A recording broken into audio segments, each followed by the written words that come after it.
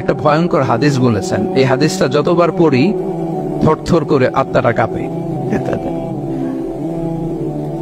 কিয়ামতের দিন আল্লাহ তাআলা অনেক শহীদকে বলবেন তুমি জাহান্নামে যাও।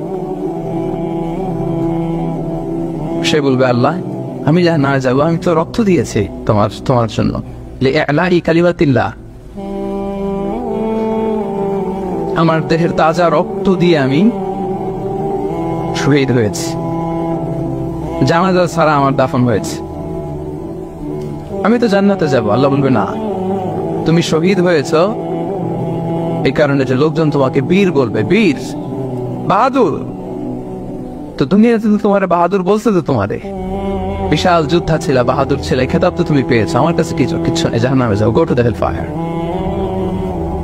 অনেক দানশীলকে আল্লাহ বলবে জাহান্নামে যাও। সে বলবে আল্লাহ আমি জাহান্নামে যাব, আমি তো মসজিদ, মাদ্রাসা, এতিমখানা, বৃদ্ধাশ্রম এমন কিছু নাই যে বাকি রাখছি, শত শত মসজিদ আমি করেছি, আমি কেন জাহান্নামে যাব?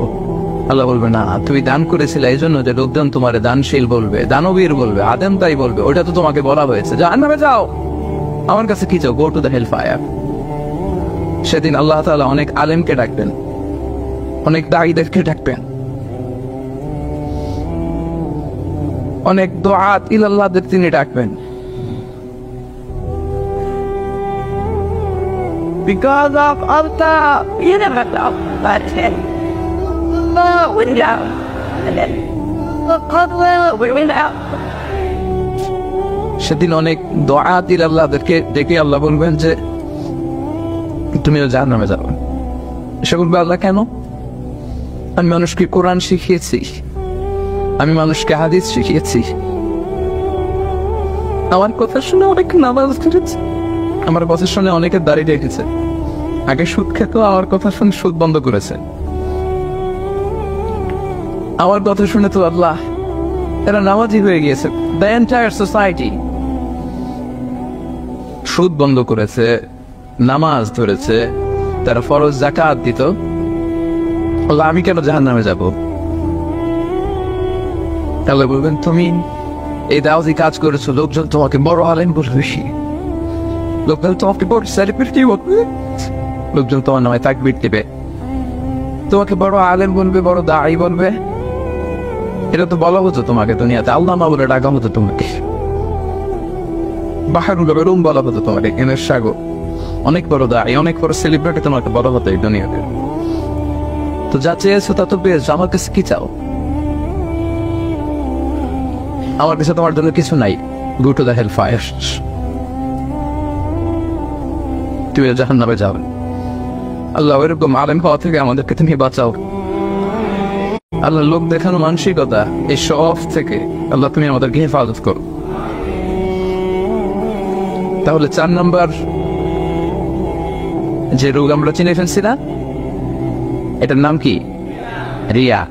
নামাজ পড়তেছি, মানুষ আমারে বড় মুসল্লি বলে, হজ করে আসছি যেন আমার নামের আগে আলহাজ লাগায়,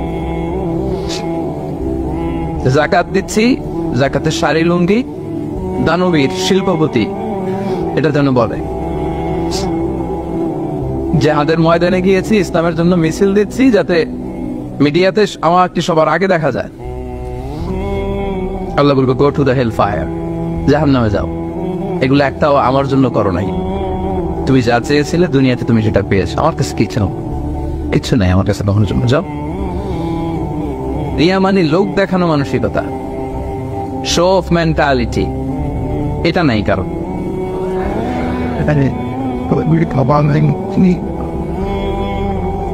এটাও আছে। তো এই যে শো অফ মেন্টালিটি, প্রিয় ভাইরা, সম্মানিত ভাইরা, খেয়াল করে শুনেন, এই শো অফ করার মেন্টালিটি এটা বড্ড ভয়ঙ্কর। লৌকিকতা, লোক দেখানো মানসিকতা, এবং সোশ্যাল মিডিয়ার কারণে এই ব্যাপারটা আরো ভয়ঙ্কর হয়ে গিয়েছে। নানা কারণে ভালো কাজগুলো শেয়ার করতে হয়, বিভিন্ন ইভেন্ট শেয়ার করতে হয়, কিন্তু জায়গাটা বড্ড পিচ্ছিল।